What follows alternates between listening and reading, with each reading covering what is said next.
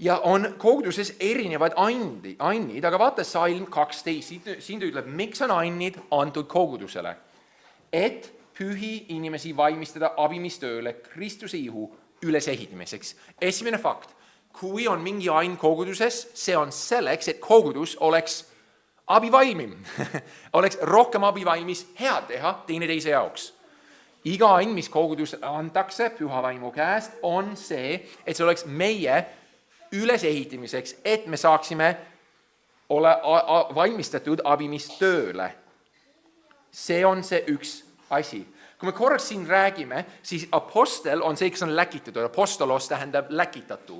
Läkitatu oli see, kes me leiame Pauluse sõna kohaselt, 1. Korintlaste 9.1, et tema oli näinud Jeesust. Me näeme, et ta hiljem ütleb, et apostlid said pühakirja kirjutada.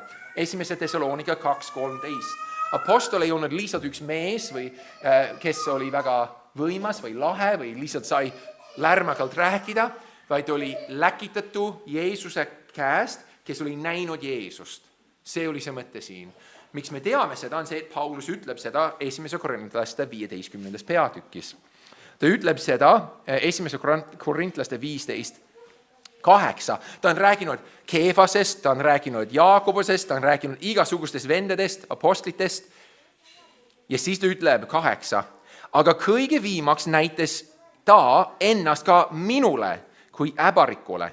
Mina ju olen apostlite seast kõige väiksem, see, keda ei kõlba hüüdagi apostliks, sest ma olen taga kiusanud Jumala kogudust.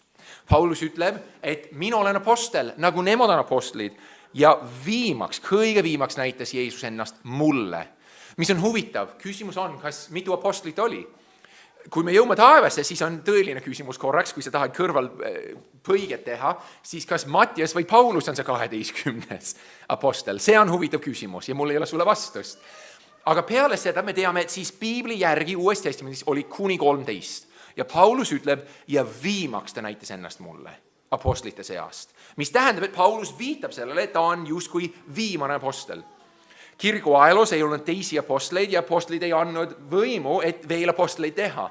Peetrus ei öelnud Luukale, et nüüd siin oled apostel või midagi muud. Me näeme, et siis nende võim oli niimoodi, või nende meelevald oli alguses niimoodi, et ne oli apostlid. Kui me vaatame seda sõna profet on üldjuhul Piiblis see, kes kuulutab ette, ennustab asju, mida ta muidu ei teaks. Vanas testamendis mõnikord see on muu, aga üldiselt kuulutab asju ette, mida ta ei teaks muidu.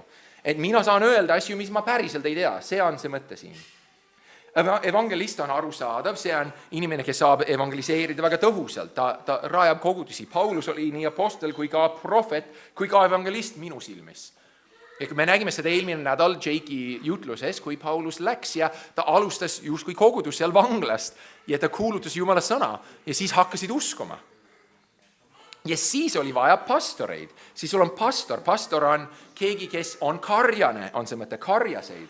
Karjane on see, kes lihtsalt vaatab, et lammastel on hea, lammastel saavad hakkama. Ta kaitseb lambaid. Ja õpetamine või õpetajad on siin need, kes saavad õpetada erinevaid tõdesid, piiblit, elu, kuidas kristlasena elada. Ja need on kõik andnud selleks, et me oleksime üles ehitatud. See on huvitav, sest Paulus räägib, nagu me vaatsime enne jutlust, 1. Korintlaste 12, siis püha vaim annab veel ande. 1. Korintlaste 12, 7-10. Aga igaühele antakse vaimu avaldus ühiseks kasuks. Jälle, milleks on annid antud koguduse ülesehitamiseks, et me saaksime rohkem head teha, ja teiseks on teiste kasuks. Sellepärast vaim on andnud asju. Koguduse ülesehitamiseks, heade tegude jaoks ja ühiseks kasuks. Nii antakse ühele vaimu kaudu tarkuse sõna, teisele aga tunnetussõna selle sama vaimu poolt. Ühele usku see samas vaimus, teisele aga tervendamise armu ande ikka samas vaimus. Ühele väge imetegudeks, teisele prohvetlikku kuulutamist, kolmandale võimet eristada vaime, ühele mitmesuguseid võõraid keeli, teisele aga keelde tõlgendamist. Ja nüüd on küsimus, mis need täpselt olid. Mõni me täpselt, kas tarkus sõna on lihtsalt see, et ma palun Jakobuse kirja järgi, et Jumal annaks mulle tarkus ja ta annabki. Või kas siin oli tõeline and, tundub, et ma tõesti olen mingi suurema tarkusega või tunnetusega või ma saan tervendada. Tervendamise juures on huvitav, kui sa vaatad apostlitegude raamatut, siis apostlitel oli ilmselgelt see and. Paulus isegi ja tema higirätid läksid edasi ja isegi higirätt aitas. No, see vähemalt ajas deemonid välja. Peetrus kõndis ja inimesed panid oma voodid ja kõik ette, et ta variliselt langeks nende peale, nad saaksid terveks. Tundub, et neil oli see tõeline vaimu and, et nad said alati konkreetselt tervendada. Paulus läheb ringi, lihtsalt palvetab, kõik saab terveks. Me nägime eelmine nädal, Paulus näeb naist, kes on deemoniga, ütleb välja, saa välja. No mina olen palvetanud igasuguste raskuste pärast ja ma saan öelda, et mõni kord Jumal ei vasta nii, nagu ma ootan. Aga see and, mis siin on väljendatud, on selline and, mis ei ole aeg-ajalt nagu Simson, kes järsku sai vaimu täis või Saul, vaid selline pidev oskus vaimus. See on see, mis siin on mõeldud. Seda ma saan konkreetselt öelda. Pidev oskus. Näiteks, kui me räägime evangelistiks, kas ta on ainult evangelist pühapäeval või kas tal on see and terve nädal? Ma ütleksime terve nädal. Kui me räägime prohvetist, kas ta lihtsalt saab rääkida aeg-ajalt või kogu aeg? Või kui me räägime karjasest, and, Efeslaste 4, kas karjana ainult karjana pühapäeval, aga ülejäänud nädal, jälle see vaimu and nagu läinud ära, Ma ei suuda täna. Või õpetamine, kas ma ei saaks vaimu läbi kasutada seda kogu aeg. Ja see on väga oluline, sest miks Jumal andis need ande, eriti neid tunnustähtede ande. Hebralaste 2.4 ütleb meile, see ütleb, kus juures Jumal ise on kinnitanud nende tunnistust, ehk nende kuulutus Jeesusest, tunnustähtede ja imedega, mitmesuguste vägevate tegudega ning püha vaimu andidega, mida ta jagas oma tahtmise järgi. Püha vaim võimendas seda sõnumi, et see läheks välja. Või 2 Korintlaste 12.12. Apostli tunnusteod on ju teie seas täide saadetud kogu kannatlikkusega, nii tunnustähtedega, tähtede, imede kui ka vägevate tegudega, ütleb Paulus. Paulus ütleb, see nägid, et ma olen apostel, sest vaata, mis juhtus mu läbi. Vaata, see tunnustus on olemas, sest te näete seda. Ja kui me vaatame midagi nagu keelteaind, mis on väga huvitav keeltest apostlitegude raamatus, on see, et keeled on üldiselt minu meelest ainult kasutatud siis, kui evangeelium on jõudnud uude sihtrühma. Vaata läbi apostlitegude raamatu, sa võid öelda mulle pärast, et nii see ei ole, aga kui ma olen vaadanud, siis iga kord, kui on uus sihtrühm, ehk see tuleb 4 pühapäeval, siis kõik hakkavad profeteerima ja keelte rääkimist. Siis nad lähevad Samaarias, sama asi. Siis nad lähevad edasi, sama asi. Siis Peetrus jõuab Korneliuse juurde, ehk iga kord see ring laieneb, kui Jeesus ütles, et ta saadab oma jüngreid välja Jeruusalemmas, Samaariasse ja kogu maailmasse, siis iga kord, kui see ring laieneb, me näeme tunnustähti, et Jumal on tunnistanud, et see on päris. Sest küsimus, kui sina oled juut, Leevi on siin juut, ja ta läheb kuulutama Paide linnas, ja keegi ütleb, ma usun Jeesusesse, mida Leevi saab teha 1. sajandil, et teada, kas see inimene tõesti usub või mitte? Mul ei ole 1. Johannese kiri, mis näitab kõik tähed või neid tunnistusi inimese südame kohta, elu kohta, kas ta on kristlane või mitte. Sest mina saan öelda, Leev, kas sa oled niimoodi 1. Johannese järgi. Kuidas ma oleksin teadnud ja Peetrusel ja teistel oli vaja teada, kas Kornelius nüüd on ikka kristlane või mitte. Ta ei ole ümber lõigatud, ta ei ole ikka juut. Ja iga kord, kui see ring laienes, Jumal tunnistas, et nad on minu omad. Nii et kui need Jeruusalemmas kuulutasid, siis igasugused inimesed igal poolt hakkasid uskuma ja nad näitasid seda keeltega ja profeteerimisega.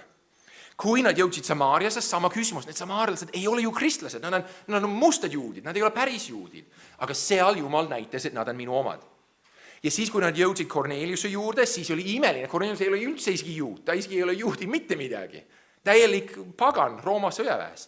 Kuidas ma tean, et Kornelius on päriselt usklikuks saanud? Ma ei saa teda vastu võtta. On see, et nüüd oli ilmselge tunnus. Ta hakkab keeli rääkima. Sellepärast Peetrus ütleb, kuidas ma sain keelata ristimist temale, kes ilmselgelt sai püha vaimu nagu meiegi. Peetrus pidi nägema seda, et ta sai püha vaimu. Ja siis läheb edasi, kui Paulus läheb Efesose linna, mu meelest on täpselt sama asi. Jälle uus piirkond, jälle uus laienemine, jälle uus tunnistus Jumala käest, et nad on ka nüüd minu omad. Püha vaim näitab kõigile, et need on nüüd minu omad. Ja nüüd ma ütleks, et me saame 1. Johannese kirja vaadates, sest hindud saavad keeli rääkida, kuidas ma tean, et see hindu on päriselt uskuma läinud. Ma ei tea ju. Ja paljud on kuulnud minu käest, et mina saan seda niisama teha. Mu ema õpetas seda oskuslikult, mu poisid oskavad seda ka, me saame igasuguseid häälikuid teha väga lõbusalt. Kuidas sa tead, et ma olen uskunud või mitte, kui ma lihtsalt saan häälikuid teha? Üks huvitav asi. Keele piiblis on alati päris keel. Apostlitegude raamatus me näeme seda, et nad hakkavad kuulutama ja kõik saavad aru, mida suuri asju Jumala kohta. Jumala suuri asju. Mitte lihtsalt niisama, mitte isiklikke asju, vaid mina ütleks ülesehitamiseks, et Jeesus on päris, kuulake teda. Nüüd on huvitav, kui me loeme näiteks 1. Korintlaste 12:21 edasi, seal Paulus ütleb, ent silm ei või öelda käele, mul ei ole siin tarvis või jälle pea jalgadel, mul ei ole teid tarvis, vaid hoopis vastupidi, need ihuliikmed, mis tunduvad olevat nõrgemad, on tingimata vajalikud. Ja need, mis meie ihus tunduvad olevat automad, ümbritseme erilise auga ning oma näotuile liikmele anname rohkem nägusust. Meie mõtleme, et kogu parem and on see, mis kõik näevad, Kalle jutlustab, see on väga hea and, vaata. Aga mis siis, kui lihtsalt keegi abistab väga ustavalt? Kas see ei ole ka vaimu and? Me näeme, et on. Sest hüppame edasi. Vaatame 28. Jumal on seadnud koguduses esmalt apostleiks, teiseks prohveteiks, kolmandaks õpetajaiks, seejärel tulevad imeteod, seejärel armuannid tervendamiseks, abistamiseks, juhtimiseks. Need on väga huvitavad. Abistamise juhtimiseks. Mõtle, sa lähed uude linna ja ütled, ma saan kalendrit hästi korraldada. Mul on juhendamise and. Ja miks ma rõhutan seda juhendamisest, on see juhtimine siin mõeldes administratiivne oskus. See on vaimu and. Ma oskan lihtsalt väga hästi korraldada laagrit. Ja sa mõtled, palun, meil on siin keelde rääkijaid, meil on prohveteid, me ei vaja sinu kalendreid. Aga Paulus rõhutab, et on igasugused andid, mis Jumala vaim annab meie heaks, meie ühiseks kasuks. Abistamine, see on nii tore, sa aitad seda vana praua nii ustavalt, aga kas meil on seda vaja? Ja Paulus rõhutab siin, et see on olulisem. Need, mis on automad, väiksemad, on veel erilisemad. Me paneme rohkem au nende peale. Nii et tema arvates on veel olulisem. Ja me unustame, et seal on niimoodi. Aga kui me vaatame seda peatüki lõppu, siis 1. Korintlaste 12:31, siis Paulus ütleb veel olulisemad, aga taotlege suuremaid armuande, ja ma näitan teile veel ülevama tee, nii et sa võid teha mis iganes, millal iganes, aga Paulus ütleb veel kõige olulisem on see armastus. See on tema kogu asi siin. Paulus tahab, et nemad armastaksid. Sest vahet ei ole, mis ain sul on, kui sa ei armasta, siis see ei õnnestu. Sa ei saavuta mitte midagi, kui sa ei armasta. Nii et kui sa ei armasta oma venda ja õde, kui sa ei tee seda teda armastades, siis sa ei tee midagi. Küsimus, mis on armastus? Armastus on alati see, mis on teise inimese suhtes, vähemalt piiblis kristlaste jaoks. Armastus piiblis ei ole enda vastu. Loomulikult Jeesus ütleb, armasta teisi nagu ennast, aga see eeldab, sa armastad juba ennast, aga mitte piibelikult. Piibelik armastus on see, et ma armastan teisi rohkem kui ennast. Mis eeldab seda, et kui mul on õpetamisain, kas ma õpetan ennast? Kalle, ma tahan, et sa täna tead. Või kui on mingi muu, kas ma ehitan ennast üles? Ei, need ainid ja tõeline armastus väljendub selles, et ma ehitan teisi üles. Ma teen seda teiste jaoks. See siht on ikka teised. See siis tähendab armastus teiste vastu. Ja mida me vajame siis täna? Mis on armastus täna? Mida püha vaim teeb täna? Mulle meeldib 2. Peetruse 1:19. See ütleb, ja nii on meil midagi kindlamat prohveti sõnast. No kes meist ei tahaks, et prohvet lihtsalt ütleks sulle nagu Eelia täna, mine koju, viska ennast järve, mitu korda tule välja ja sa oled terve. Või see oli Elisa vist, kes ütles seda jõe kohta. Kas meil ei meeliks? Aga Peetrus rõhutab, meil on midagi kindlamat kui prohveti sõna. Ja te teete hästi, kui te panete tähele seda nagu lampi, mis paistab hämaras paigas, kuni päev hakkab hahetama ning koidutäht tõuseb teie südames. Seda mõiske esmalt, et ühtki prohveti ennustust pühakirjas ei või omapäi seletada, sest iialgi pole ühtegi prohveti ennustust esile toodud inimese tahtel, vaid pühast vaimust kantuina on inimesed rääkinud, saades sõnumi Jumala käest. Jumala sõna ongi püha vaimu sõna. See on püha vaimu sisehingatud sõna. See on tema edasi antud sõna. Ja meil on piibel, mis on püha vaimu poolt ilma eksimata sõna Jumala käest. Huvitav, kui sa vaatad prohvetid Vanas Testamendis ja Uues Testamendis, üks väga huvitav asi. Leevi luges 5. Moosese 18. peatüki. Üks hea tunnus prohveti juures. Ta kunagi ei eksi. Ta kunagi ei eksi. Prohvet kunagi ei eksinud. Miks? Sest 5. Moosese 18 ütleb, et kui prohvet eksib, siis tappa teda. Sest Jumal järelikult ei ole rääkinud ta läbi. Ja see oleks suur Jumala pilkamine, kui ma ütleks, et Jumal ütleb ja Jumal ei ole öelnud. Hesekielis on see, et nad profeteerivad oma südamest.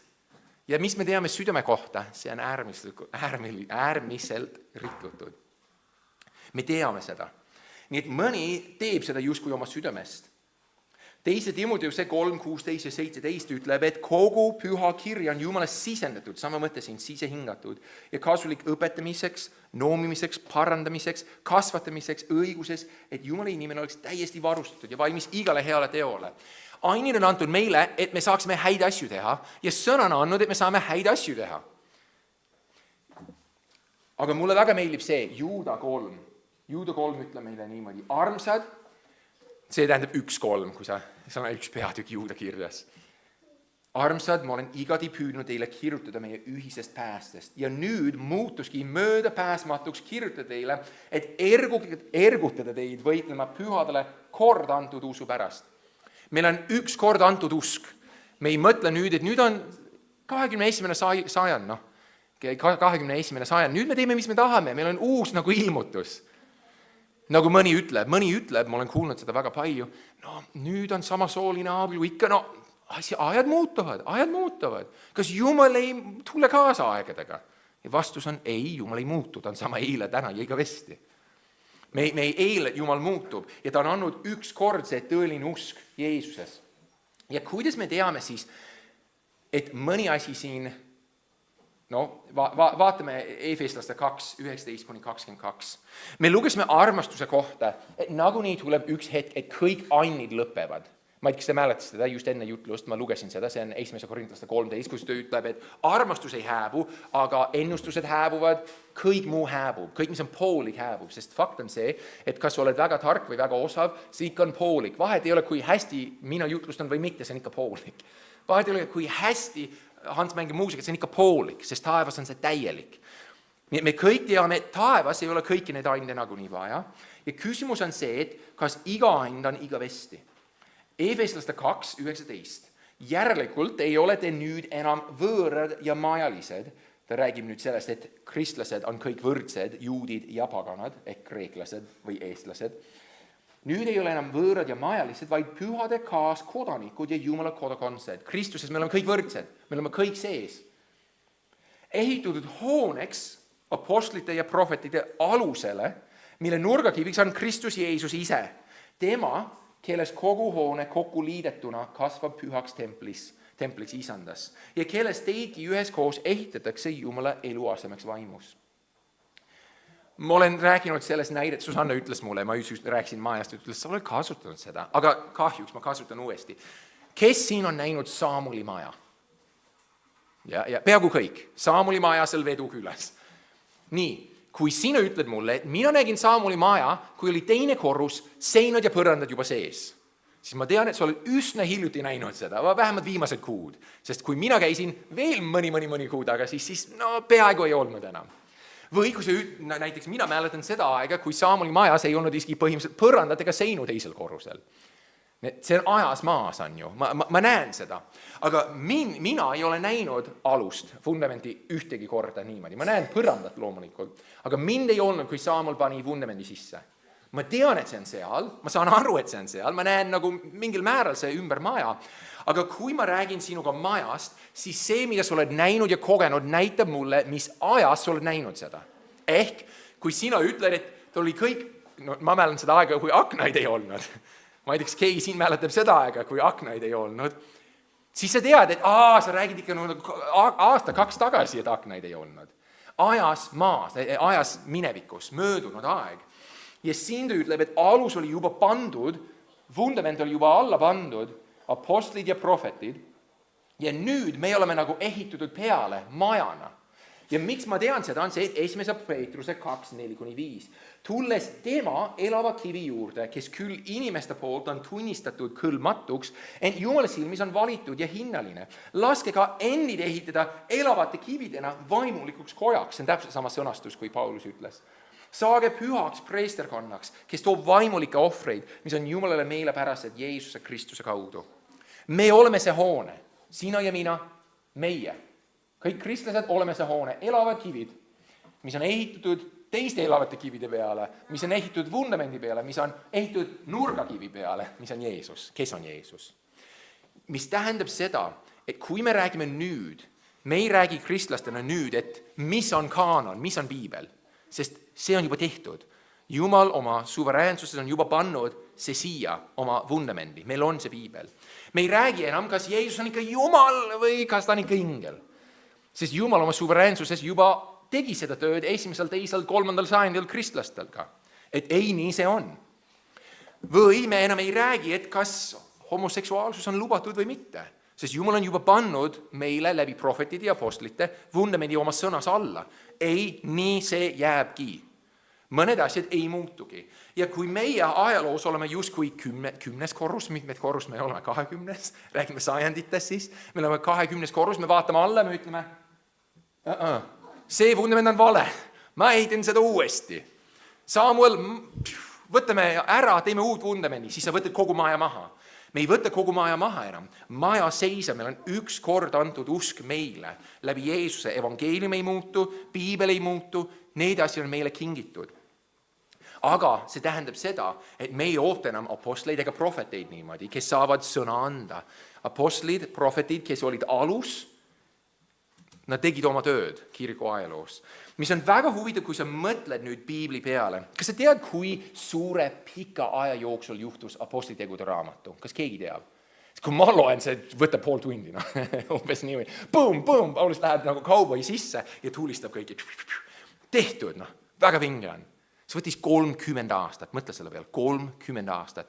Alates Jeesuse surmast, üles tõusmisest, kuni selle hetkeni, et Paulus läheb Rooma. 30 aastat. Nüüd mõtle selle suure pika raamatu peale korraks. Mitu imetegusid sa näed seal? Üsna palju. Kui palju alguses? See on kauboi film, kui kauboi oleks püha vaim või mis iganes. Imeline on vaadata. See lihtsalt on nagu tõeline nagu action film. Aga mõtle nüüd, mida rohkem see läheb, kas need juhtuvad ikka juhtuvad, aga sama palju. Mina ütleks, et vähem. Ma ütleks vähem. Mis on veel huvitavam on see, kui sa tead, et Peetruse vari sai tervendada inimesi, Pauluse higirätid said aidata inimesi. Mõtle nüüd Pauluse kirjade peale. Kas sa tead, mis Paulus ütleb oma kailile sõbrale Timoteosele esimeses kirjas? Ta ütleb 1. Timoteose 5:23. Nüüd jälle, see on umbes aasta 62 pärast Kristus. Paulus sai kristlaseks kõvasti enne seda ja nüüd on kristlane olnud, ma ei tea kui kaua, aga üsna. Ja nüüd Paulus kirjutab oma sõbrale. Paulus, tervendaja apostel. Ja mis ta ütleb? Timoteos, ära joo enam vett, vaid kasuta veidi veini oma kõhu ja oma sagedeste põdemiste pärast. Kas sul ei ole küsimus, miks Paulus lihtsalt ei löönud ta terveks? Mul on küsimus. Või 2. Timoteos on väga huvitav kirjakoht. Vaata 2. Timoteose 4:20. Siin Paulus oma elu lõpus, Paulus, apostel, läheb Rooma, ta kirjutab oma surmakirja 2. Timoteose. Ja mis ta võtab kokku, ta ütleb, Erastos jäi Korintusse. Trofimose pidin aga jätma haigena Miletusesse. Miks Paulus jättis ta haigena? Paulus tõi ta terveks enne, kui sa sõidad ära. Kas sul ei ole küsimus, miks just alguses oli nii võimas ja miks just päras oli vähem? kohe vastan sinu küsimusele. Kas Jumal kuulab palveid, kas Jumal saab tervendada, kas Jumal teeb ikka palju imelisi asju? Jah, loomulikult. Kas oled kunagi kuulnud, kuidas pastor Kalle palvetab kantsleis, et ta teeks kedagi terveks? Kas oled kunagi kuulnud? Mina olen kuulnud. Võib-olla sa oled haige olnud ja ma olengi palvetanud su pärast. Võib-olla mitte, mina ei mäleta. Kas Jumal võib tervendada? Loomulikult Jumal võib tervendada. Kui Susanna oli nii haige aastaid tagasi, mina palvetasin, Jumal, tee palun te terveks.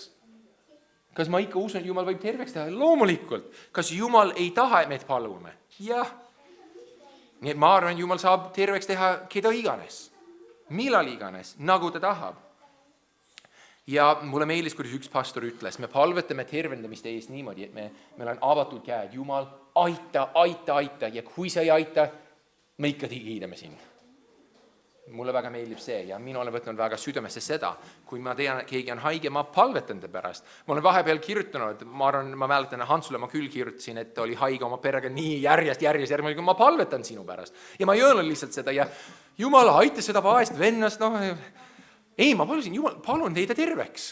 Palun aita teda, ta hetkel tahab tööd teha, ta hetkel tahab tööl käia, ta tahab õiget asja teha. Palun teida terveks.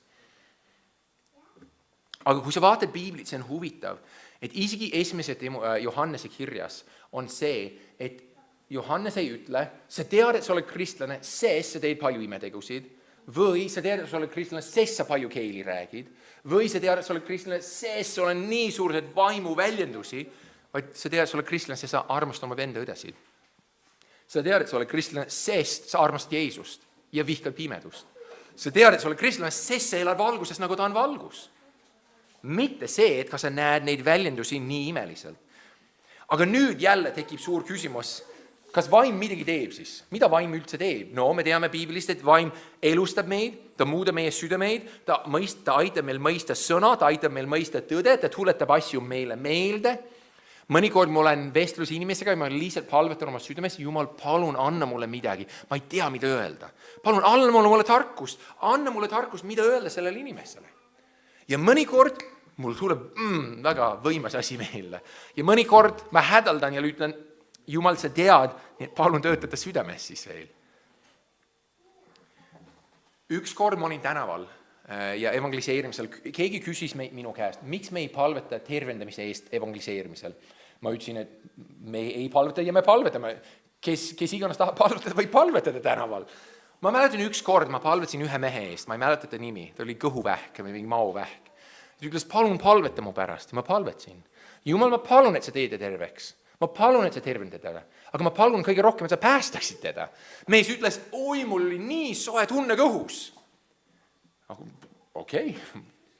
Mina ei teinud midagi.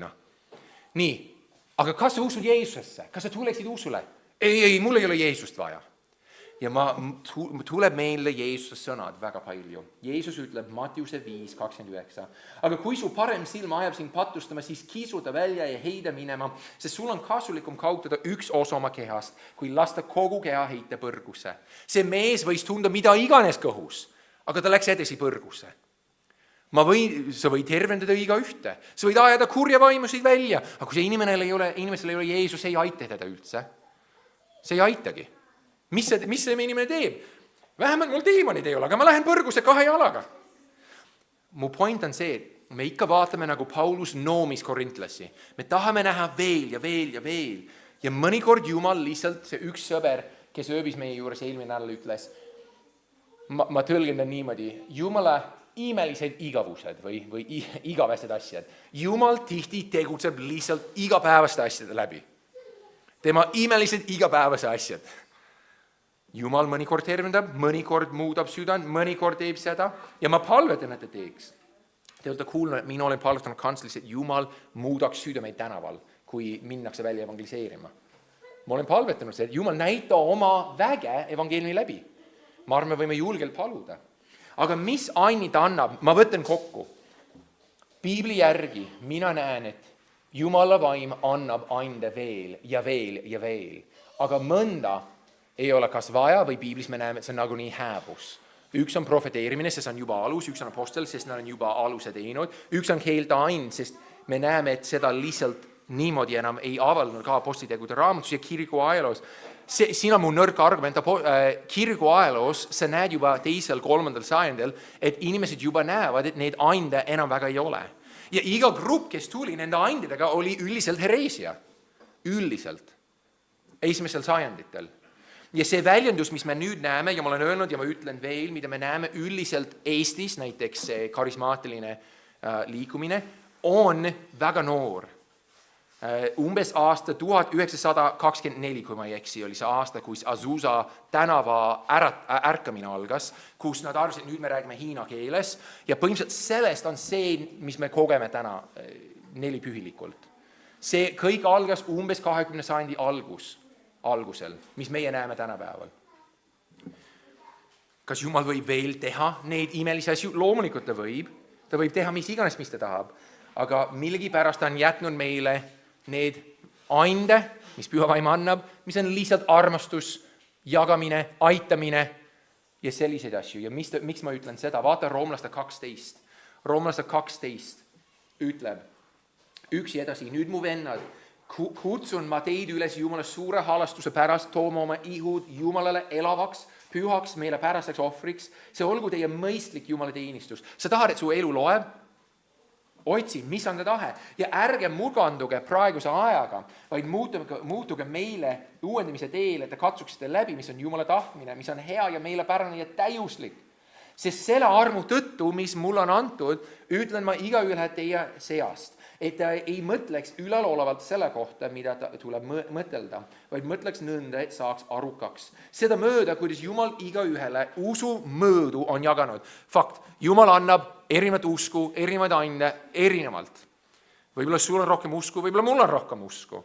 Ja siis ta ütleb, sest otsa kui meil on ühes ihus palju liikmeid, aga kõigil liikmeil ei ole sama tegevus, nõnda oleme meie paljud, üks ihu Kristuses üksikult, aga üksteise liikmeid.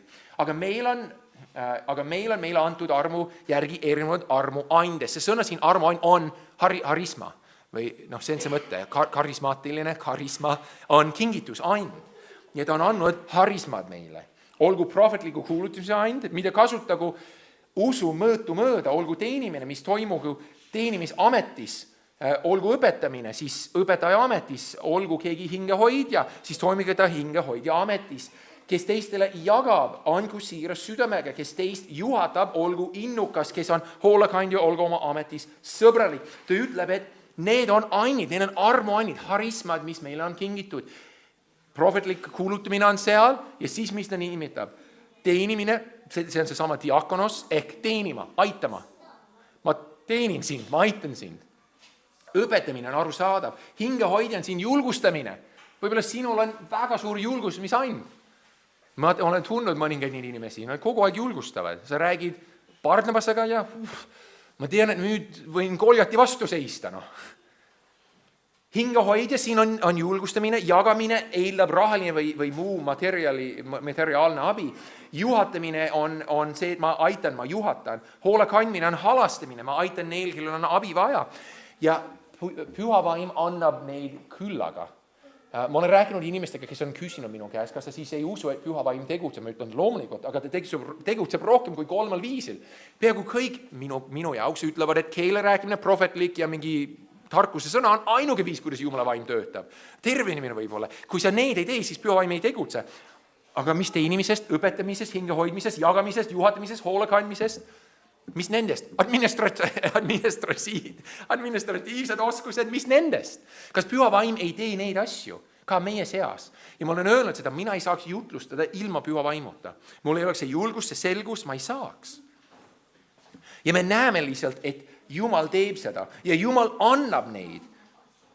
Nüüd on küsimus, kuidas ma tean, mida ma peaks tegema, kuidas ma tean, mis Jumal on mulle andnud. See on huvitav siin kirjas, ta ütleb, olgu teenimine, siis toimugu teenimisametis, olgu keegi õpetaja, siis ta eeldab, ma vaatan seda keelt, ta ütleb, kui keegi on õpetaja, siis õpetagu, kui keegi annab, olgu keegi hingehoidja, siis toimigu. Ehk, kuidas sa tead, mis sinu anda on üldiselt, on see, et sa juba teed seda. Ja kui sa hetkel ei tee midagi, siis hakkad midagi tegema. Sest meie kogudus ka vajab seda. Võib-olla ma olen äärmuslik, ma ütlen, et need ja need mitte, aga ma saan öelda, vaim võib anda 1000 ainde oma kogudusele. Mina ei tea, kas tõesti on ainult 20 ainde kogudusele või kas on 100? Kas on ainult jagamine ja õpetamine?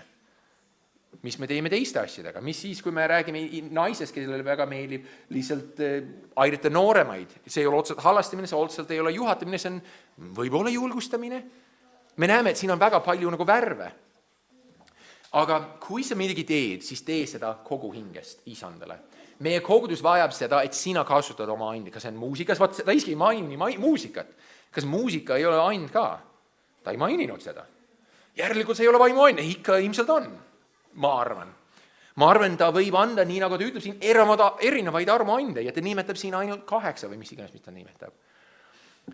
Leia midagi, mis sulle nii meeldib teha, ja sa tunned, et Jumal õnnistab seda ja sa annab sulle rõõmu isandas ja tee seda kogu oma hingest. Ma saan siin öelda, nagu Steve ütles, see kogudus ei ole ainult pastor, me kõik oleme siin kogudus. Me kõik oleme. Ja sinu and on vajalik meie kõikide ülesehitamiseks, meie kõikide abistamiseks. Ja üks veel asi, hiljem Paulus ütleb, et Jumala austamiseks. Peetrus ütleb, et on annid antud Jumala austamiseks, Jumala auks. Nii, miks me kasutame, mida me kasutame, millal me kasutame, on Jumala austuseks, meie ühiseks või kasvuks ja meie ülesehitamiseks, et me saaksime häid asju teha. Nii, mis on sinu and? Mina ei tea. Hakka midagi tegema. Mulle öeldi, kui ma olin noor kristlane, Kalle, tundub, et sul on õpetamise and. Järelikult mul on. Ma ei teadnud. Pastor ütles mulle nii, noh. Ma arvan, õpetamine ei ole ainult kantslist, ainult koguduses, see võib olla lihtsalt see, et sa saad kokku ühe õega, ühe vennaga ja lihtsalt jagad temaga Jumala sõna ja ta tõesti on puudutatud, Jumala sõna tõesti tegutseb ja ta näeb seda. Kui sa tahad aidata vaeseid, aita. Kui sa tahad aidata noori tüdrukuid, mehi, aita. Kui sa tahad aidata finantsiliselt, aita. Kui sa tahad aidata teist kristlast, aita. Kui sa tahad klubi alustada, et jagada evangeelmi, tee seda. Kui sa tahad lihtsalt evangeelmi jagada, tee seda.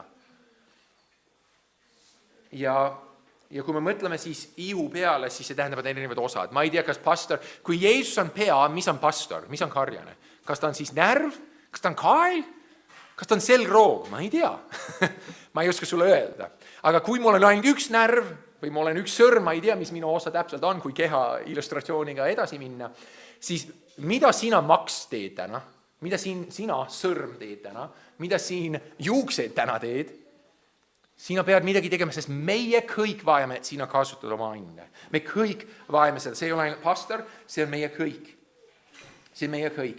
Peetrus ütleb 1. Peetruse kirjas 4. peatükis niimoodi, ja seal on palju rohkem, aga ta ütleb niimoodi 10. salmis. Teenigu igaüks teisi selle andega, mille ta on saanud. See on kingitus, ta on saanud selle. Nagu Jumala mitmesuguse armu head majapidajad. Kui keegi räägib, siis ta räägigu nagu Jumala sõnul. Kui keegi teenib, siis teenigu nagu selle jõuga, mille Jumal annab. Nõnda, et Jumal saaks kõigide austus Jeesuse Kristuse kaudu. Ta nimetab 1-2 asja. Räägimine ja teenimine. Peetruse point. Kui sa midagi teed isand austuseks, tee seda täiega. Lihtsalt tee seda. Ja meie kogudus, ma ei tea, mis su and on, ma ei tea, mis sa tahad teha, aga ma lihtsalt ütlen, kui sul on mingi soov, kas sul on mingi and, kas sul on mingi igatsus, et me võiksime teha klubi tüdrukutele, kes mis iganes. Meil on vaja seda asja, siis palun rääkige juhatusega või minuga. Võib-olla me saame seda teha homme. No.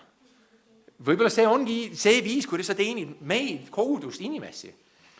Mina ei oska sulle öelda, aga nagu Steve rõhutas, kui see mäng on tõesti nagu jalgpall ja me kõik hüppame sinna sisse, siis leia oma koha, ma ei tea, kas sulle kaitse või rünnak või ma ei tea, mis sul on, aga leiame kõik koos, mida me hakkame tegema, sest maailm läheb põrgu hukatuse teel, inimesed vajavad Jeesust ja meie vajame sinu ande. Lihtsalt nii see on, meil on üks ihu. Nii, mida sa teed, kuidas sa teed, mida sa tahad näha, et me teeksime, mida sa armastaksid näha, kuidas sulle meeldib teenida teisi, kuidas sa saad aidata teisi, kuidas sa saad abistada teisi, kuidas sa saad rahaliselt abistada teisi, kuidas sa saad evangeelmi rohkem jagada, kuidas sa saad jüngerdada. Ja kui keegi vaatab meie kogudusest, mida ta näeb, kas ta näeb kogudust, mis on tõesti jalgpallitiim ja me kõik oleme, wow, mulle nii meeldis, John MacArthur kogudus, nüüd ta on läinud isanda juures, aga tema koguduses oli niimoodi, et keegi tuli vaatamata kogudust ja pani kõik kirja, mis ta nägid.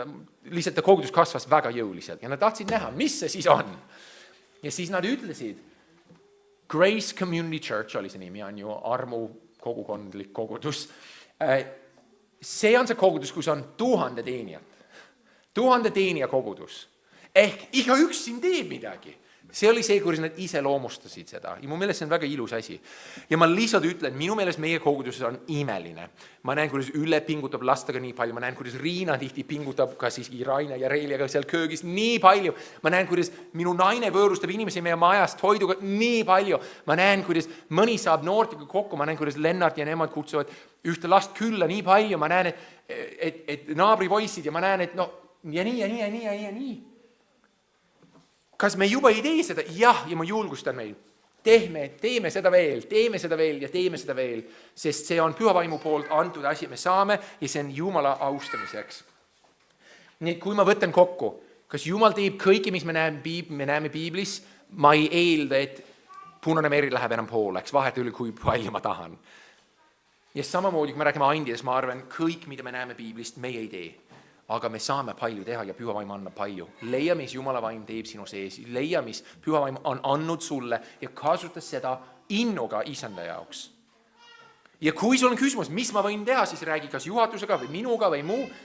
Võib-olla meil on sulle võimalus ruumi vaja või mis iganes. Võib-olla me saame sind aidata. Me tahame, Karise kogudus oleks selline koht, kus Jeesus saab austust, meie saame üles ehitatud, evangeelium läheb laiali ja nii edasi ja nii edasi. Nii et Roomlaste 12, 9-13 ma lõpetan selle salmiga või nende salmidega.